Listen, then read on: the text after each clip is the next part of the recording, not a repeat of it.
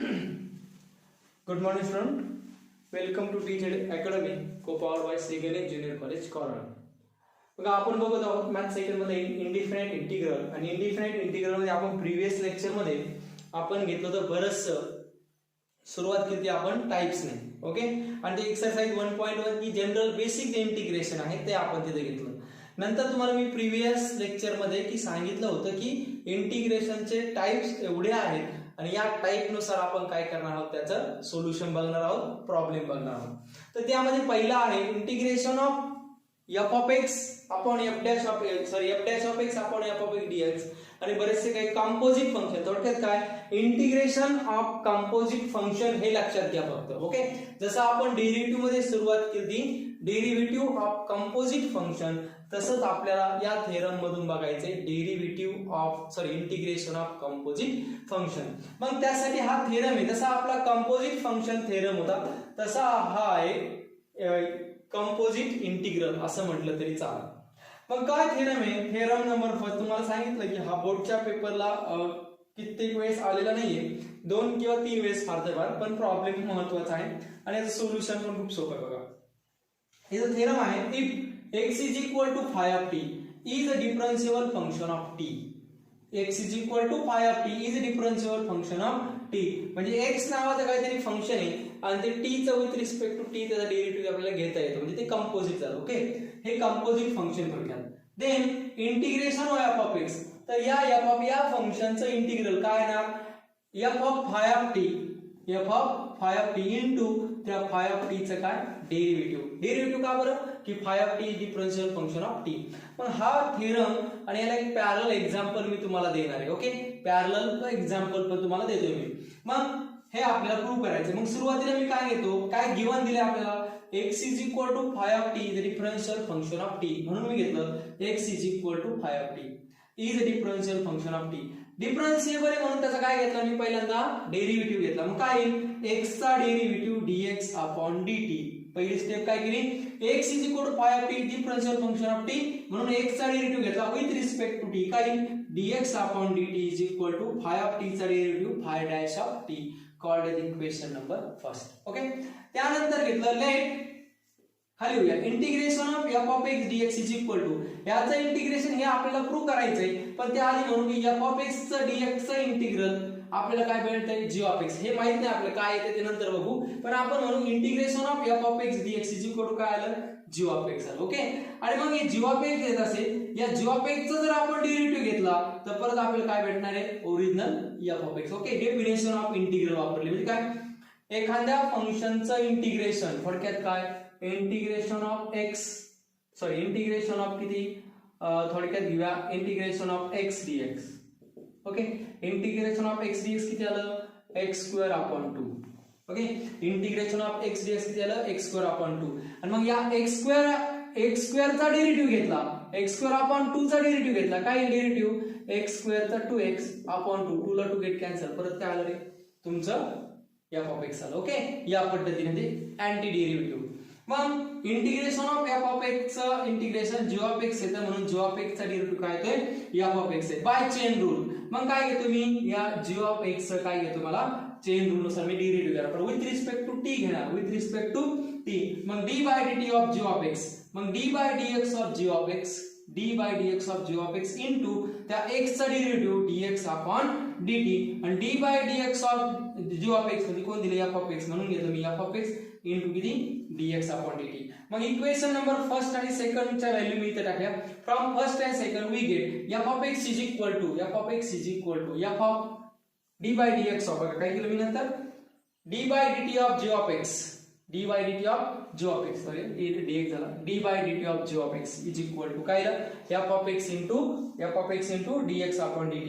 From first and second equation first आणि second यामध्ये टाकलं dx upon dt ची किंमत, dx upon dt ची किंमत किती आहे phi of t dt. आणि नंतर ते f of x आहे, हे फंक्शन कोणाचं आहे phi of t चं आहे, कोणाचं फंक्शन आहे phi of t, म्हणून f of phi of t into dot of phi dash of t, taking integration on both side, दोन्ही बाजूस काय घेतलं इंटिग्रेशन आणि डेरिव्हेटिव्ह गेट कॅन्सल, फक्त जी ऑफ एक्स शिल्लक राहील. G of x is equal to या बाजूचं integration f of phi of t into phi dash of t into dt. मग काय आलं, g of x is equal to, g of x म्हणजे काय झाले, जी ऑफ एक्स ही value आपण काय केली तर पुट केली. Integration of f of x is equal to f of phi of t into phi dash of t into dt. Okay, हा थेरम कळण्यासाठी थोडा किचकट आहे, पण समजून घ्या, थोडे रिमाइंड करा, व्यवस्थितपणे करा, स्टेप करा की याच्या असे स्टेप करा. पहिले काय घेतलं, x is equal to phi of t differential function of t, म्हणून त्याचा डेरिव्हेटिव्ह घेतला, इक्वेशन नंबर फर्स्ट म्हणलं. एफ ऑफ एक्स dx हे पूर्ण येतो म्हणून माहिती नाही, म्हणजे जी ऑफ एक्स चा डेरिव्हेटिव्ह घेतला f of x, equation number second.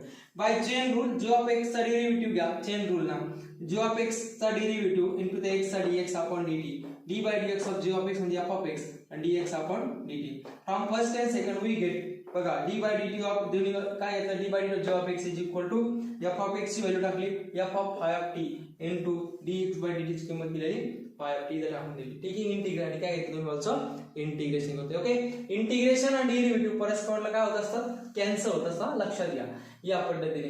मग हा थेरम आपण प्रूव्ह केला, म्हणजे नेमकी काय प्रूव्ह झालं, तर यामध्ये कंपोजिट फंक्शन प्रूव्ह झालं. थोडक्यात काय, I is equal to integration of, थोडक्यात काय, sec square x upon tan x. हे एक्झाम्पल तुम्हाला बोर्ड साठी आलं. मग यामध्ये प्रॉब्लेम आल्या सुरुवातीला एक विचार करा की हे कंपोजिट फंक्शन असेल तर tan x हे ऍक्च्युली कंपोजिट नाहीये, थोडक्यात हे आपल्याला घेता येणार नाही. थोडक्यात मी हे घेतो बघा, पहिलं log x raise to n upon x. आता हे कंपोजिट झालं, log x raise to n हे काय झालं, कंपोजिट झालं. मग यामध्ये या फंक्शन मध्ये कोणाचा डेरिव्हेटिव्ह अवेलेबल आहे की नाही ते बघायचं. मग x चा डेरिव्हेटिव्ह 1 नाही घेता येणार, log x चा मात्र 1 अपॉन x अवेलेबल आहे, म्हणून log x ला काय म्हणणार, t म्हणणार, log x ला काय म्हणणार, t, आणि मग त्याचा डेरिव्हेटिव्ह घेणार. ओके, dx ची व्हॅल्यू काढणार, ती यामध्ये आपण पुट करणार आणि आपलं काय असणार आहे, आन्सर असणार आहे. ओके, आता तसं काही लक्षात येणार नाही, प्रॉब्लेम ज्यावेळेस आपण घेणार आहोत त्यावेळेस ती कन्सेप्ट काय होणार तुमची क्लिअर होणार. ओके, तर हा होता पहिला थेरम. हा थेरम व्यवस्थितपणे लिहून घ्या, व्यवस्थितपणे रिमाइंड करा, याचे टाइप करा, फर्स्ट स्टेप, सेकंड स्टेप आणि थर्ड स्टेप आणि ही फोर्थ स्टेप. ओके, 3 मार्क्स साठी हा प्रॉब्लेम थेरम बोर्डला येऊ शकतो. ओके, नाउ राइट डाउन दिस.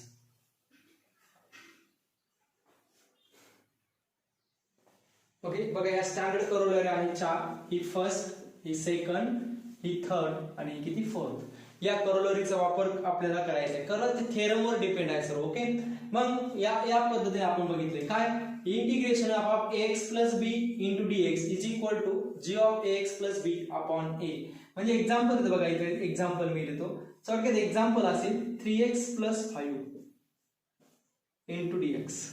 Okay, 3x plus 5 into dx म्हणजे काय करणार, ती तुम्ही याचं इंटिग्रेशन काय करणार आहे, सेपरेट. ओके, रेस टू 5 असेल, रेस आता दोन्ही ऍक्च्युअली या दोन्ही सेम आहे, दोन्ही कशा आहेत, सेम आहे बघा. 3x plus 5 bracket raise to किती 5, तर x हा आहे f of x raise to n, मग f of x raise to n चं काय करायचं, ऍडिशन करायची. 3x plus 5 bracket raise to 5 plus 1 upon किती 5 प्लस 1 इंटू त्या 3x चं किती इंटू 3. कळलं का, ते 3x प्लस 5 चं काय घ्यायचं इथं डेरिव्हेटिव्ह. या दोघांच्या करोलरी कशा आहेत, सेम आहे बघा. ओके, मग तसं नसतं तर काय आलं असतं, 3x प्लस 5 किती आला असतं स्क्वेअर. ओके, इथं झाला होता 1 प्लस 1 2 आणि इंटू किती 3, पण इथे किती होतं 5, इथे घेतला आपण 5 घेणार. ओके, हे आलं पहिल्याचं, दुसऱ्याचं सेम. त्यानंतर 3 नंबरचं, याच्यासाठी एक्झाम्पल आपण घेऊया, इंटिग्रेशन ऑफ, आताच घेतलं पद मी sec square x upon tan x. डिनॉमिनेटरचा डेरिव्हेटिव्ह न्यूमरेटर मध्ये अवेलेबल असेल तर tan x चा डेरिव्हेटिव्ह किती आहे, sec square x, मग याचं direct answer log of mod of tan x plus c. म्हणजे डिनॉमिनेटरचा डेरिव्हेटिव्ह न्यूमरेटर मध्ये अवेलेबल असेल तर त्याचं integration log of mod of काय असतं, tan x. तेच फक्त रूट मध्ये असेल तर, रूट मध्ये म्हणजे काय, इंटिग्रेशन ऑफ हेच फक्त असेल असं असतं, आपण रूट मध्ये किती असतं tan x. ओके, हेच कसं आलं असतं तर रूट मध्ये, तर याचं उत्तर असतं किती 2 इंटू या रूट ऑफ किती 2 इंटू डिनॉमिनेटर म्हणलं तरी चालेल, 2 इंटू डिनॉमिनेटर म्हणजे काय, जो डिनॉमिनेटर मध्ये अवेलेबल असेल ते आपण टाकतो. ओके, हे होतं या करोलऱ्या, या चारही करोलऱ्या काय घ्या, व्यवस्थितपणे राईट डाऊन करून घ्या. ह्या 4 करोलरीवरती आपल्याला बरेचसे प्रॉब्लेम काय करायचे, सॉल्व्ह करायचे आहे. ओके, तर लिहून घ्या, ह्या 4 4 corollary and first theorem are most important. This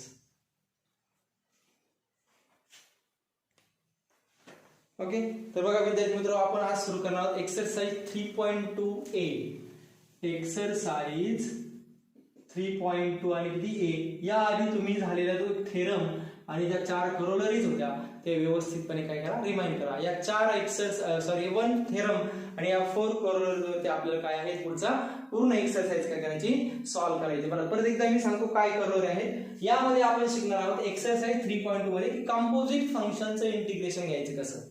okay, तर यामध्ये तुम्हाला सर्व डेरिव्हेटिव्ह पार्ट पाहिजे.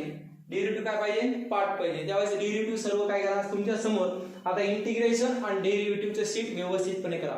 सुरुवातीला आपण ते एक चार्ट बनवलेला आहे बघा डेरिव्हेटिव्हचा. ओके, प्रत्येकाकडे ते पेज कंपल्सरी आहेच. त्यानंतर आता तुम्हाला बनवायचे इंटिग्रेशनचा चार्ट, म्हणजे काय ऑल फॉर्म्युलीज ऑफ इंटिग्रेशन, आणि दोनही साइड बाय साइड ठेवा, म्हणजे तुमचे काय होणार ते रिमाइंड होणार. ओके, वारंवार बघण्यानंतर काय होणार ते रिमाइंड होणार. तर आपण घेत आहोत एक्सरसाइज 3.2a. ही आहे फर्स्ट कंपोजिट फंक्शन वरती आणि 4 करोलरीज वरती. तर 4 करोलरीज आणि तो थेरम व्यवस्थितपणे बघा, त्यावरती आपल्याला प्रॉब्लेम सॉल्व्ह करायचा आहे. बऱ्याचशा वेळेस 2 to 3 मार्कला हे प्रॉब्लेम आलेले आहे. हा पहिलाच प्रॉब्लेम 2 मार्कला इम्पॉर्टंट आहे. इम्पॉर्टंट 2 मार्क्ससाठी. मग काय आहे, I is equal to integration of log x raised to n upon x into dx. Upon x into dx. बघा, इंटिग्रेशनचा कोणताही प्रॉब्लेम तुमच्या समोर आला, जसा आपण चॅप्टर घेतोय त्या पद्धतीने चला, की हा कंपोजिट फंक्शन आहे का, त्यानंतर हा a sin x plus b cos x आहे का, हा e raised to x आहे का, हा 1 अपॉन पॉलिनॉमियल आहे का, या पद्धतीने तुम्ही बघणार आहात. जसे जसे टाइप होणार तसे तसे मी तुम्हाला क्वेश्चन विचारणार आहे. तुम्हाला ते कॅटेगरी किंवा तो टाइप्स आहे तो परफेक्ट करणार आहे. बघा, मग पहिला आहे I is equal to integration of log x raised to n upon x. 100% कोणीही सांगू शकेल की ही कंपोजिट फंक्शन आहे. का बरं, log x raised to n, दोन फंक्शन एकत्र आले. ओके, तुम्हाला सांगितलं दोन फंक्शन. मग यापैकी जे कंपोजिट फंक्शन आहे त्याचा डेरिव्हेटिव्ह अवेलेबल आहे बघा बरं, तर ऑब्विसली असणार आहे log x चा डेरिव्हेटिव्ह किती जणांना दिसला, log x चा डेरिव्हेटिव्ह 1 अपॉन x आहे. दिसतात 1x नाही, पण नीट निरीक्षण केलं तर किती आहे 1 अपॉन x. मग ज्याचा डेरिव्हेटिव्ह अवेलेबल आहे त्याला t म्हणा. मग बघा, पुट याचा आन्सर इज बरं का, put log x is equal to t, called as equation number first. खूप सुंदर अशी मेथड बघा, ज्याचा डेरिव्हेटिव्ह अवेलेबल आहे त्याला t मानायचं आहे. परत एकदा तुम्ही, ज्या फंक्शनचा डेरिव्हेटिव्ह त्या प्रश्नामध्ये अवेलेबल आहे त्याला t मानायचं. ओके, स्टेप नंबर फर्स्ट, ज्याचा डेरिव्हेटिव्ह अवेलेबल त्याला t म्हणा. स्टेप नंबर 2, ज्याला t मानलं त्याचा डेरिव्हेटिव्ह घ्या, डिफरन्शिएट विथ रिस्पेक्ट टू मात्र t, with respect to t. त्या log x चा differentiate with respect to x, differentiate with respect to x. त्या log x चा येईल 1 अपॉन x, त्या t चा येईल dt अपॉन dx. बघा, t चा derivative with respect to x कोण येतो, dt अपॉन dx. ओके, घेतला. त्यानंतर dx ची व्हॅल्यू करा. मग dx साठी शिफ्ट करावं लागतं. काय, dx इज इक्वल हा dx आपण जाणार, हा एक dx is equal to x into dt. मग ज्या वेळेस आपण फंक्शन मध्ये सर्व व्हॅल्यू टाकणार तिथं मात्र सर्व फंक्शन t मध्ये आलं पाहिजे. सर्व फंक्शन काय आलं पाहिजे, t मध्ये आलं पाहिजे. परंतु इथे x म्हणजे आपल्याला x ची व्हॅल्यू फाइंड आउट करावी लागणार आहे. मग x ची व्हॅल्यू कशी फाइंड आउट करणार, खूप इंटरेस्टिंग प्रॉब्लेम आहे, 2 मार्कासाठी, व्यवस्थितपणे लक्ष द्या. मग मला या x ची व्हॅल्यू फाइंड आउट करायची होती. ओके, त्याला इक्वेशन नंबर मी काय म्हणलो, सेकंड. किंवा बघा साधं सरळ आहे, ज्याचा डेरिव्हेटिव्ह अवेलेबल त्याला t म्हणा, त्याचा डेरिव्हेटिव्ह घ्या, dx वर टाका. इक्वेशन फर्स्ट आणि सेकंड प्रॉब्लेम मध्ये टाका. I इज इक्वल टू, बघा बरं का, इक्वेशन फर्स्ट आणि सेकंड प्रॉब्लेम मध्ये टाका. मग log x ला काय म्हणले, log x ला मानले t, log x ला काय म्हणले, t मानले. बघा, log x ला काय म्हणले, t. सॉरी, हा dx इकडे मल्टिप्लाय होणार, हा dx 1 upon x into dx is equal to काय होणार, dt होणार ना. ओके, 1 अपॉन x dx ची व्हॅल्यू टाकायची आपला, equation number second. Put from first and second in equation first. मग log x ला काय मानलेलं आहे, log x ला t मानले, मी टाकून दिला t raise to n upon. Okay, मग इथे किती रे, 1 upon x dx, 1 upon x dx ची व्हॅल्यू काय टाकते, dt टाकते. मग किती आली, फक्त dt आली. मग हे इंटिग्रेशन सर्व झालं, t रेज टू n चे integration, t raise to n plus 1 upon n plus 1 plus capital C. Okay, आणि आलेल्या उत्तरामध्ये काय मानलं होतं टीला ते टाकून द्या. आय इज इक्वल टू टीची व्हॅल्यू होती log x raise to n plus 1 upon n plus 1 plus capital C. गडबड करू नका, सोपा आहे, अतिशय सोपा आहे, कन्फ्युजन करून घेऊ नका. मी परत हा प्रॉब्लेम व्यवस्थितपणे सांगतो, लक्षात घ्या. आपला प्रॉब्लेम होता log x raise to n upon 1 upon x into dx. पहिला प्रश्न विचारला की बाबा रे कोणाचा डेरिव्हेटिव्ह उपलब्ध आहे, त्याने उत्तर दिलं तुम्हाला की इथं लॉग एक्स चा डेरिव्हेटिव्ह उपलब्ध आहे. म्हणून लॉग एक्स चा डेरिव्हेटिव्ह उपलब्ध आहे म्हणून लॉग एक्स चा काय मानलं t differential with respect to x. Derivative घेतला log x चा आला 1 अपॉन x, तर t चा आला dt अपॉन dx. यावरनं dt ची व्हॅल्यू काढली. ओके, मला dt ची व्हॅल्यू टाकायची नाही तर dx च्या ऐवजी dx टाका, dt टाकायचं आहे. मग dx डिवाइडला होता, इकडे काय आला multiply 1 upon x dx is equal to dt. Okay, मग I is equal to integration of log x raise to n म्हणजे t raise to n 1 upon x dx ची किंमत आली dt.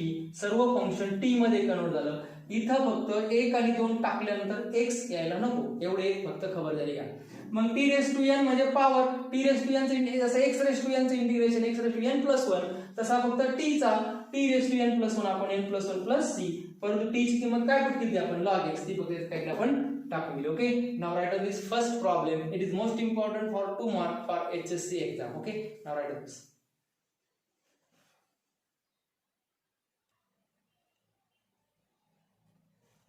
Okay, second problem I is equal to sin inverse of x bracket raised to 3/2 upon under root of 1 minus x square. त्या प्रॉब्लेमला प्रश्न विचारा की कोणाचा derivative इथं उपलब्ध आहे. कोणाचा वाटतो? Correct, sin inverse of x चा 1 upon under root of 1 minus x square. म्हणून सोल्युशन ज्याचा डेरिव्हेटिव्ह अवेलेबल आहे स्टेप नंबर फर्स्ट, त्याला t पुट करा. Put sin inverse of x is equal to t. का बरं मानलं की sin x derivative differentiate with respect to x. sin inverse x चा 1 upon under root of 1 minus x square is equal to dt upon dx. हा dx या बाजूला जाईल. Okay, काय येईल मग? काय येईल? 1 upon under root of 1 minus x square dx is equal to dt. Equation number first, equation number second. Put first and second in a problem. मग I is equal to integration of किती sin inverse x ला काय मानलंय t मानलंय. मग t bracket raise to किती 3/2 upon इथं 1 आहे 1 upon under root of 1 minus x square 1 upon under root of 1 minus x square dx. किती किंमत आहे? किती आहे? dt. किती फक्त इथं dt. मग हा t रेस टू n चा प्रॉब्लेम. मग t रेस टू n चे इंटिग्रेशन काय?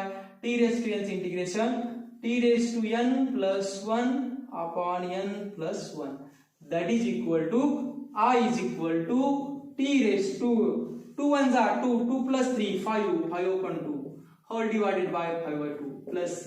हा 2 वरती जाईल. I is equal to 2 into t raise to 5/2 upon 5. But t is equal to काय पुट केलं? t is equal to sin inverse t टाकून द्यानंतर I is equal to 2 into sin inverse of x bracket raised to 5/2 upon 5 plus capital C. Okay, म्हणजे step number first काय आहे की त्याचा derivative available आहे तर t म्हणा. स्टेप नंबर 2 आहे की dt ची व्हॅल्यू टाका. स्टेप नंबर 3 आहे की फर्स्ट आणि सेकंड इक्वेशन प्रॉब्लेम मध्ये टाका आणि काय घेऊन टाका सरळ सरळ त्याचं integration. Okay, now write this. बघा नेक्स्ट प्रॉब्लेम आहे third.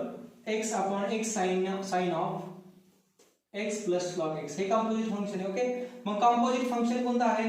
x plus log x. x plus log x it is an composite function. मग x प्लस लॉग x चा जर डेरिव्हेटिव्ह म्हटलं तर ते अवेलेबल आहे का तुमच्याकडे? तर अवेलेबल आहे. कंपोजिट फंक्शनला t माना. मग काय म्हणते? Put x plus log x is equal to t. Okay, derivative घ्या differentiate with respect to t sorry x. मग x चा डेरिव्हेटिव्ह 1 प्लस लॉग x चा 1 upon x is equal to dt upon dx. x1 चा x plus 1 upon किती x किंवा as it is ठेवलं तरी चालेल. 1 plus 1 upon x dx is equal to dt. Equation number second, equation number first. Put first and second in equation. I is equal to integration of काय x x plus log x. मग काय येईल, x चा डेरिव्हेटिव्ह 1 plus log x. मग वाटतं का की x अपॉन x, एक मिनिट प्रॉब्लेम परत एकदा 1 प्लस, सॉरी प्रॉब्लेम मध्ये 1 प्लस आहे. ओके ओके हा. मग हा प्रॉब्लेम असा आहे 1 plus x upon x dx is equal to dt. याला इक्वेशन नंबर 2 म्हणूया. ओके आपण थोडं सॉल्व केलं. x1 plus x plus 1 upon किती x. मग यामध्ये प्रॉब्लेम मध्ये 1 राहिला. हा आता बघूया i is equal to 1 plus x, बघा 1 plus x upon x dx किती dt, म्हणजे किती येईल 1 अपॉन dt इथे लिहा 1 plus x upon x dx, 1 plus x upon x dx किती dt अपॉन साइन, याची व्हॅल्यू किती 1 अपॉन किती sin t. Okay 1 upon sin t म्हणजे कोण, i is equal to 1 upon sin t म्हणजे इंटिग्रेशन ऑफ किती कोसेक t dt. आणि या कोसेकचे इंटिग्रेशन काय असतं हे तुम्हाला सांगा बाय युजिंग फॉर्म्युला. ओके काय आहे log of cosec x minus cot x, i is equal to log of integration of cosec x, log of cosec x minus cosec t minus cot t plus capital C. But t is equal to काय put केलं, t is equal to put केलं x plus log x. मग काय i is equal to log of cosec x plus log x minus cot of x plus log x plus capital C, which is the required result. Okay, now write down this carefully. बघा खूप छान असा problem आहे. कोणाचा derivative available आहे sec square x is आहे, म्हणजे कोणाचा tan x चा. म्हणजे काय करावं लागेल, put tan x square is equal to t.